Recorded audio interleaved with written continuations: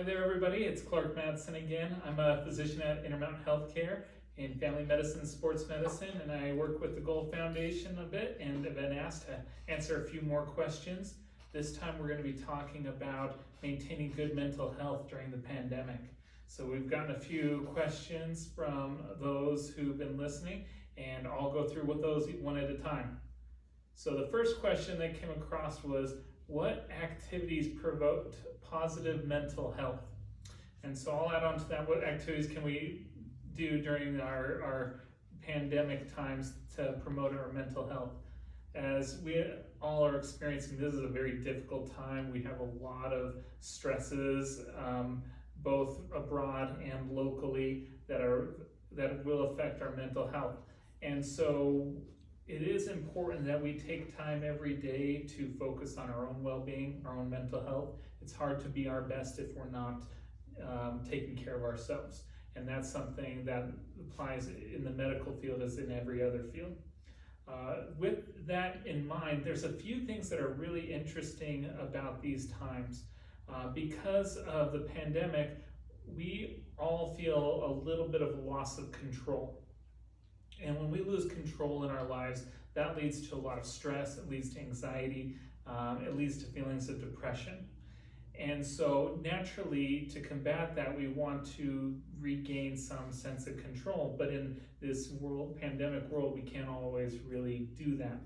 So I would recommend, if you start feeling these anxiety feelings, if you start feeling stressed out, you need to figure out a way to mentally set aside those things that you don't have control of in your life and focus on those things that you do. You know, gardening around your house is a great stress reliever because it's something you have good control over. Hobby that you like doing is a great way to manage your stress because it's something you have control over.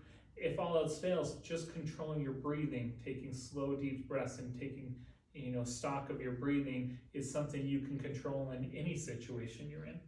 And so these are methods that we use to kind of take back control of our lives that'll help your stress level go down and let you regain your energy so you can get back out into the world. Another problem with the pandemic is we are kind of finding ourselves more isolated than we used to be. And with that isolation, we kind of tend to fall in on ourselves with activities. We're not doing the things we used to like doing, and we're not as active outdoors, interacting with other people like we used to. And that can lead us to having our comfort bubble kind of shrink in on ourselves. We may feel more anxious to go out and do things. We may feel more anxious to talk to other people. And when our comfort bubbles shrink in on us, that's also another way we feel more stress. And so I recommend that during this kind of time of pandemic, it's also, if you're able to, a great time to pick up new hobbies or new skills, try new things, try to push your comfort circle a little bit in a safe manner. Remember, we still are in this, and the numbers in Utah are currently rising, so don't go do anything crazy. But this is a good time to think, retake stock of your life, see if there's something new you'd like to add, something new you'd like to try. A great time to do it. And that kind of brings us to kind of some of the other questions. The next question was how to reduce anxiety and stress. I think we just talked about that a little bit. So we're going to move on to the third question. What effects do social media have on us? All right, well, I've got to claim a little bit of ignorance here. I do have a Facebook account that I have not checked in like 2 years, so I have no idea what's on there right now. So I may not be the best one to answer that question. But I do know counseling a lot of patients, including a lot of teenagers who are on social media a lot. This can have profound effects on us. And as with many technologies, it's a double-edged sword. It's really great to be able to connect with the world. And we can connect with people across the country in the middle of a pandemic, unlike we ever could before. So in that way, it's a really great tool. On the flip side, we have to realize that the world we're seeing on social media is not a real world. It is a fake world that everybody else puts up. And so it can be very easy to become disillusioned, jealous, or start feeling horrible when you're looking at things that you see online, both on social media, the news, or anything you see online.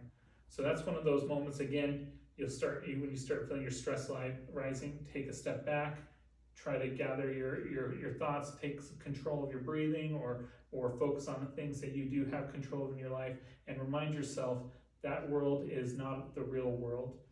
It's a tool, but not your whole world. And I think there's a lot more to it than that. If you're finding yourself having a lot of stress, whether with social media or just in life, it may be time to back away from those activities.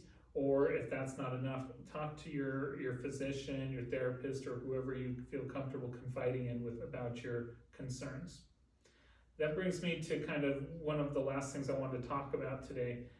This time is a time of change. It's a time where it's very easy for us to feel like the world is pressing against us. It's really attacking us. And it's very easy to, in these moments, feel like we're the victims of some cosmic mishap that's going on around us. And this is important to recognize in ourselves, because that's signs that we're starting to develop what's called a fixed mindset, where this in psychology is the idea that the world happens to you, things are the way they are, they'll never change, and you have no control over the outcome of things. And this leads to depression, anxiety, it leads to feeling bad for yourself, leads to lower productivity, lower energy, poor sleep. And so when you start feeling this way, it's important to catch yourself and try to switch your thinking in a way to give you what we call a growth mindset. So a fixed mindset is basically things are the way they are, I can't do anything about it, therefore I just have to, throw up my hands and say that's the end of things. Whereas with a growth mindset, we look at the world a little differently. We try to see things aren't the way I like them right now, but I'm going to work to try to make this better, or I can do this to try to make my life better, or I failed in this part of my life, but I'm gonna try and use this as a growing, learning experience for the future. We should always think of ourselves as a work in progress. Nobody is finished the way they are, and especially during this time we're feeling the effects of the pandemic, it's important to catch yourself and say, you may not be where I want to be yet, but I'll get there. And so a lot of times if you kind of find yourself saying negative things, just throw in the word yet at the end of it, and that can really change things. I'm a runner, but I'm not getting the times I'd like yet. I'm not losing enough weight yet. And just by adding that word yet on the end, it can really change your perspective and help you kind of keep a more of a growth mindset. There's a lot more on this topic than I can give you in this little message. I encourage you to kind of look for that, or talk with a therapist about this idea. These are wonderful ways for you to take control and ownership of your own life and enjoy yourself, even if we are in kind of a funny, dark time. And so we'll kind of end it there for today. I didn't see we have any other questions at the moment, so we'll end here, but look forward to talking to you again in the future.